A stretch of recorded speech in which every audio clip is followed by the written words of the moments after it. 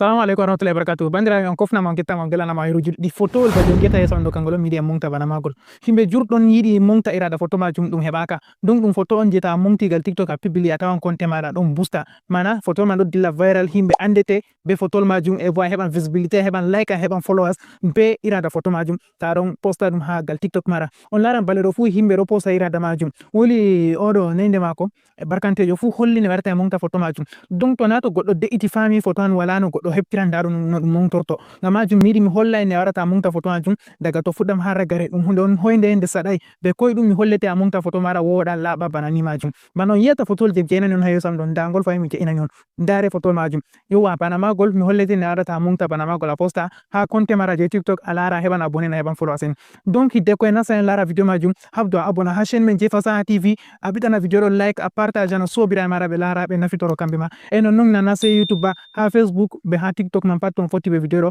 like ɗum de bo abonné heɓa min bo mi ɗum hokkatan sembe mi tokka waddankon irada video ji je ko nandani be banani majum ngam majum en yaha mi holla en video majum no ɗum latorto maro application je TikTok ha téléphone mara a mara application chat GPT ha téléphone mara ta mara application jam bo ta damu mi hollete ne warta télécharge application chat GPT e non mi hollete bo ne heɓirta TikTok je warante montage photo je banni on application je ɗi ɗon warante kugal majum ta damu en yaha en nasta nder video majum banani tawi te waɗane video ɗon like. Ewa assalamu alaikum warahmatullahi wabarakatuh. On kofna man geta man gelana ma hiruji ɗuɗɗi heɓa en wolwi a fuɗɗan video mi holla non no monktirta photowol irada ngolɗo ɗo je mi holli on a fuɗɗan video majum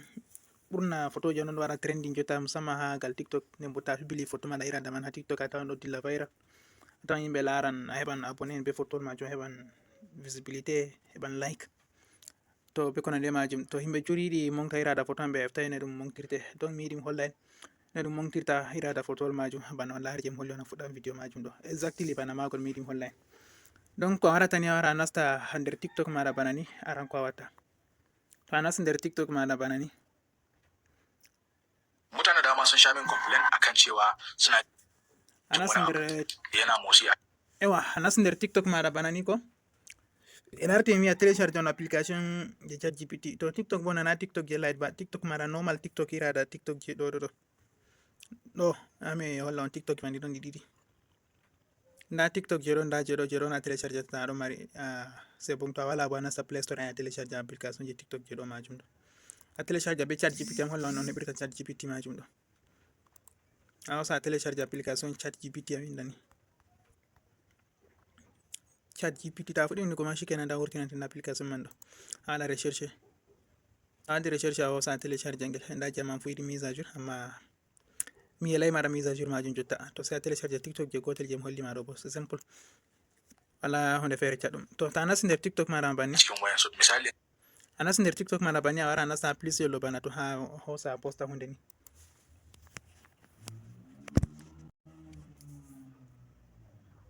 ok a nasti nder TikTok maɗa sai a wara a nasta parti a hosa photo je a yiɗi a mongta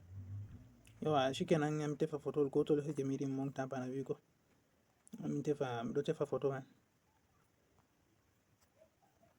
photo man yan kanje a laari je fottanma de a foti a hosa a mongta ɗum kanjum ma yawa a tefata yawa par exemple ha jotta mi heɓai photo je mi yiɗi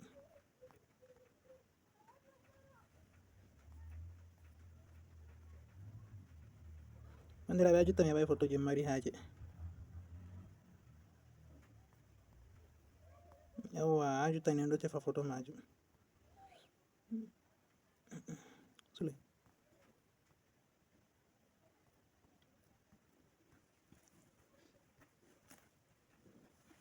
yawa nda en hosi photo je yiɗi en posta to sai wara iya haɗo waɗa waɗi next ta waɗi next a wara itta audio je ɗo wurta ha ton ɗo to a itti ɗum sai a wara a mema nda haɗo ha ɗon holli bana alama kukonta ton ɗo to sai ta memi ha ton shikenan sai a wara a ɗaɓɓita haɗo waɗi film en nda ɗum ɗo ta a hosi a tefi kanjum man to sai a wara a hosa je ɗo kanjum on ɓurna yimɓe ɗo hutinira ta a hosi kanjum man foti a waɗa a dry gaɗo majum warta daidai ni a yiɗi mecca ɗo 70 ok sai a waɗa to a timmini sai a hosa a wara a waɗa bata partage photowol majum to a waɗi ba partage nan sai a wara a waɗa export haɗo ok shikenan photowol majum a tawan ngol nasti ha story maɗa nda ngol ɗo ngol nasti story mara, nden bo ta wurti a nata photol majum ngol télécharge. Ok, nda photol majum ɗo nda ngol ɗo ngol wari ha téléphone meɗen bana ni. Shikenan sai to a tabbiti ɗum kangol ma ɗon, sai a hosa a wurta sam a wara a nasta application ma je ChatGPT go. Application ChatGPT ante nda application majum. Ok, ta nasti nder application majum sai a munya a de'ita. Ta munyi a lara nda please alama please haɗo sai a hosa mema ton. Ta mema ton sai a wara a nasta photo, ta nasti a photo sai a wara a hosa photol je a waɗino hundirogal TikTok go. Ok, ta hosi photol majum sai a wara a laran haɗo waɗi ton, haɗo sai a iya dow ton. Ok, to a yi dow ton wurtinante banni, so nda bindi ɗo ɗon a hosata a winda ha les majum. Miɗo acca no bindi majum ha les commentaire ou bien ha description.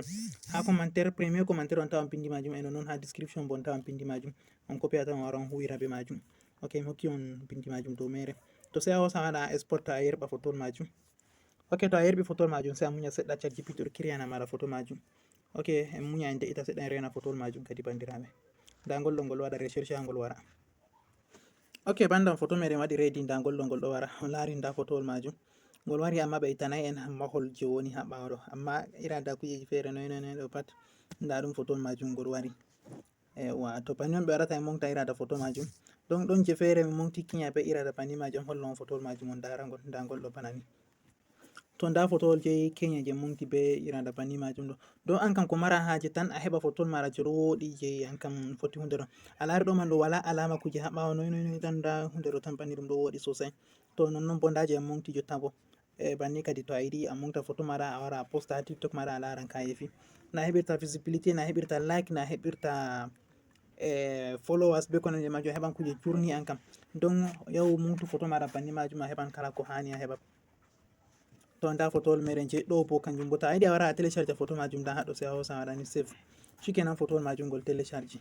Banni on kadi a moftirta photo maɗa bandam. Amma ta yejjutu like nam video ɗo, partage nam video majum yahugo yeso, woɓɓe fere ndara ɓe nafitoro be video majum. E nonnon a like a abona ha chaine meɗen je Fasaha TV, e nonnon gal Facebook Pullo-tech fu a abona ha gal Facebook, gal YouTube, gal TikTok pat on abona tan onon kam. Kofnama on gettama on gelanama e rujuɗiɗi. Assalamu alaikum.